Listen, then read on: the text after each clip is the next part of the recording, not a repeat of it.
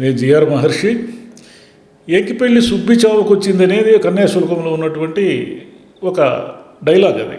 ఇప్పుడు ఈ డైలాగ్ ఎందుకు చెప్పాల్సి వచ్చిందంటే, ట్రంప్ చేసిన పనికి భారతదేశంలో ఉన్నటువంటి అనేక మంది పెళ్ళిళ్ళు చేసేవాళ్ళు, ఆడపిల్లల తండ్రులు కావచ్చు లేదా మగపిల్లలు కావచ్చు, ఎవరైనా కావచ్చు, పెళ్లి చేసుకుంటున్న వాళ్ళందరి నెత్తి మీద పిడుగేశారు. అదేంటంటే ₹1,00,000 చేరుకునేసింది బంగారం. ఇంకా కళ్ళు మూసుకుంటే 1,10,000 కూడా చేరుతుంది. ఇంకొక వారం 10 రోజుల్లో 1,10,000 అయినా కూడా ఏం ఆశ్చర్యం లేదు. ఏమిటి బంగారం అంటే ₹1,00,000 మీరు జోబులో లేకపోతే బంగారు షాపులోకి అడుగు కూడా పెట్టలేరు. సరే, ఎవరు కూడా 1 గ్రాము 2 గ్రాములు తెచ్చుకోరు కదా. బంగారం అంటే మినిమం 1 తులమన్నా కొనుక్కుంటారు. అంటే మనం ₹1,00,000 లేకుండా బంగారు షాపులోకి పోలేని దుస్థితి ఎందుకు వచ్చిందంటే మనకేమీ సంబంధం లేదు. అమెరికాలో ఎవరు ట్రంప్, మనం ఎప్పుడు ట్రంప్ ఫోటోల్లో తప్ప రియల్ లైఫ్లో ఎప్పుడు చూడలేదు, చూసే అవకాశం కూడా లేదు. ఆ ట్రంప్ అనే ఆయన ఏం చేశాడంటే, అమెరికాకి అధికారంలోకి వచ్చిన వెంటనే పిచ్చితూగులకు నిర్ణయాలన్నీ తీసుకొని ఒక్కొక్క దేశానికి నీకింత అని వడ్డిచ్చేసాడని, పన్నులని సుంకాలన్నీ వడ్డిచ్చేసాడు. చైనా వాళ్ళ మీద మరింత సుంకాలు వడ్డిచ్చేసాడు. చైనా వాళ్ళు మేము ప్రపంచమంతా మా చైనీస్ ఫుడ్ తిని బతుకుతూ ఉంది, మేము అమెరికా ఫుడ్ లేకపోయినా మాకేం నష్టం లేదు, మేము కూడా మీ సంగతి చూస్తామని వాళ్ళు వడ్డిచ్చారు ఫుల్గా. సరే, వాళ్ళు దేశాలు కొట్లాడుకుంటే మనకు వచ్చిన నష్టం ఏముంది? మనకి ఏదో ఒక ఉదాహరణకి అనంతపురంలోనో అనకాపల్లిలోనో ఒక ఆయన పెళ్లి పెట్టుకున్నాడు. ఇప్పుడు ఈ మే నెలలోనో ఇప్పుడు మామూలు ఎండల కాలం విపరీతంగా పెళ్ళిళ్ళు జరుగుతాయి కాబట్టి పెళ్లి పెట్టుకున్నాడు. సరే, బంగారం మా అమ్మాయికి కొనుక్కుందాము, ఎంతో కొంత పెడదాము, బంగారం కొనుక్కుందాము అని వెయిట్ చేస్తున్నాడు. అంటే ఆయనకు కూడా ఏం తెలుసు ట్రంప్ వచ్చి కొంప ముస్తాడని. ఇప్పుడేమో అది నిన్న మొన్నటి వరకు 80,000, 70,000, 90,000 ఉన్నది పటా అని పెరిగి 1,10,000, 1,10,000 చేరుకుంటా ఉంది. అంటే ఎంత భారాన్ని, అంటే ఒక 20 తులాలు 30 తులాలు, ఇప్పుడు పెళ్ళి అంటే మినిమం అంత పెడుతున్నారు కదా. మధ్యతరగతి వాళ్ళు, ఎగువ మధ్య తరగతి వాళ్ళు అయితే ఇంకా కొంచెం ఎక్కువ. వీళ్ళందరికీ ఎంత భారం పడిందంటే నెత్తి మీద. పోనీ వెయిట్ చేద్దామా, బంగారం ధర ఏమన్నా తగ్గుతుందంటే ఏం క్వశ్చనే లేదు. బంగారం ధర ఏదో కొంతమంది ఊరికే ఏమో నిపుణులు చెప్తుంటాయి, వెయిట్ చేయండి ఏం కాదు, 60,000కి వస్తుంది, 50,000కి వస్తుంది, 70,000కి వస్తుంది, ఇట్లా మాట్లాడుతుంటారు. ఏమీ రాదు. అది ఎందుకు రాదంటే, అమెరికాలో ఉన్న ఆర్థిక పరిస్థితులన్నీ నార్మల్ అయి మెరుగుపడి ఇవన్నీ జరిగితే తప్ప బంగారం నార్మల్ ధరకు రాదు. దానికి దీనికి లింక్ ఏమిటంటే, స్టాక్ మార్కెట్లన్నీ కుప్పకూలిపోవడంతో పెట్టుబడులన్నీ కూడా బంగారం వైపు తిరిగాయి. చైనా కూడా విపరీతంగా బంగారు నిల్వలు పెంచుకుంది ఈ మధ్య. అంటే పెట్టుబడులు అంటే మీరు ఏమిటంటే సేఫెస్ట్ ఇన్వెస్ట్మెంట్ ఏమిటి? ఇప్పుడు స్టాక్ మార్కెట్లో ఒక అతను 10 లక్షలు పెట్టి ఉంటాడు. పరిస్థితి చూస్తే 10 లక్షలకు 5 లక్షలు కూడా ఎనికి వచ్చేటట్లు లేదు.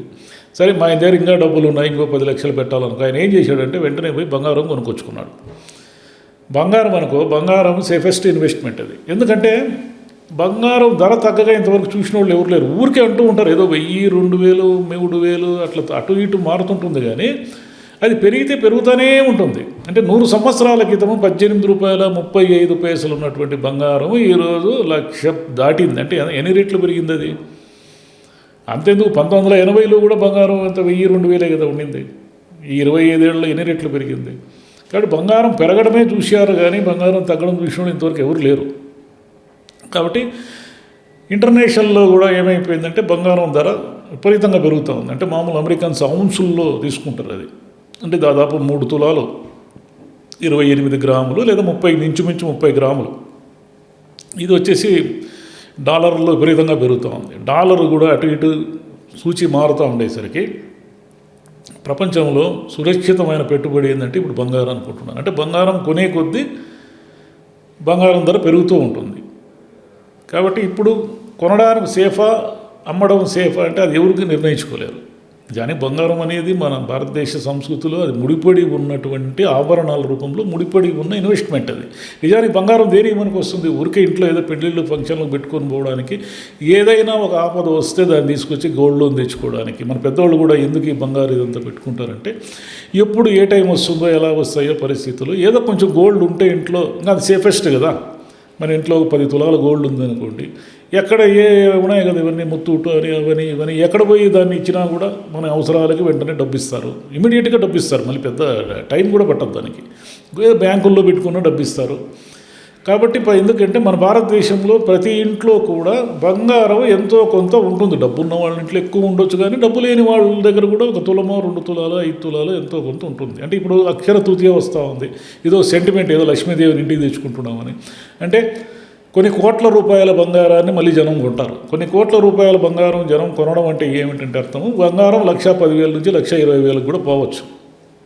కాబట్టి బంగారం అనేది ట్రంప్ చేసిన ఈ సుంకాలు, ఈ గోల అంటే పిచ్చోడి చేతికి రాయి ఇచ్చినట్టుగా అమెరికా వాళ్ళకి మాత్రమే కష్టాలు పంచకుండా ఆయన మొత్తం ప్రపంచమంతా పనిచేశాడు. ప్రపంచమంతా తికమక పడిపోతూ ఉంది. ప్రపంచంలో ఉన్న స్టాక్ మార్కెట్లన్నీ కూలుతున్నాయి. అమెరికా బాండ్లన్నీ కూడా, ట్రెజరీ బాండ్స్ అన్నీ కూడా తక్కువ ధరలకు అమ్మేస్తున్నారు. అంటే ఇదంతా ఏమిటంటే చాలామంది ఉద్యోగాలు సమస్య, అమెరికాలోనే చాలా సమస్య కూర్చుంది. ఆర్థిక మాంద్యం వస్తుందేమో అని అందరూ భయపడుతున్నారు. ఆర్థిక మాంద్యం అంటే ఏమిటంటే డబ్బులు ఖర్చు పెట్టడం తగ్గించేస్తే ఆర్థిక మాంద్యం వస్తుంది. ఇప్పుడున్న సొసైటీలో ఏంటంటే మన దగ్గర 1,00,000 రూపాయలు ఉంటే మనం ఆ లక్షని ఏదో ఒక రూపంలో ఖర్చు పెడుతూ ఉండాలి, అప్పుడే మార్కెట్ నడిచేది. అందుకే మీకు ఎవరు పొదుపు చేయమని చెప్పరు. చూడండి, ఈఎంఐలు కట్టు కట్టు కట్టు అంటుంటారు. కారు కొనుక్కో, ఇల్లు కొనుక్కో, అది కొనుక్కో, ఇది కొనుక్కో, యాపిల్ ఫోన్ కొనుక్కో, 1,000 రూపాయలకే తీసేసుకో, మళ్ళీ నువ్వు ఈఎంఐల్లో కట్టుకో, ఇలా ఎందుకు చెప్తుంటారంటే నీ దగ్గర రూపాయి డబ్బు పొదుపు ఉన్నా కూడా మార్కెట్ నడవదు. జనాలు డబ్బులు దాచుకోవడం మొదలుపెట్టి ఎటువంటి కష్టకాలాలు వస్తాయో అని డబ్బులు దాచుకోవడం మొదలుపెట్టారంటే టోటల్ మార్కెట్లన్నీ కూలిపోతాయి. కాబట్టి ఈ క్లిష్ట పరిస్థితుల్లో జనాలు ఉన్న డబ్బుని బంగారం మీద ఇన్వెస్ట్ చేస్తున్నారు ఒకవైపు. రెండో వైపు ఏమో కొనడం తప్పని వాళ్ళేమో అప్పులు చేసో బాధపడో ఎలాగోలాగా కొంటున్నారు. ట్రంప్ చేసిన పని భారతదేశంలో పెళ్ళిళ్ళకి ఇబ్బందులు వస్తాయనే విషయం ఎవరు ఊహించలేని విషయం. అది ట్రంప్ ఏవైనా చేస్తాడు ప్రపంచాన్ని. కాబట్టి ముందు ఏం జరుగుతుందనేది చూద్దాం. Thank you.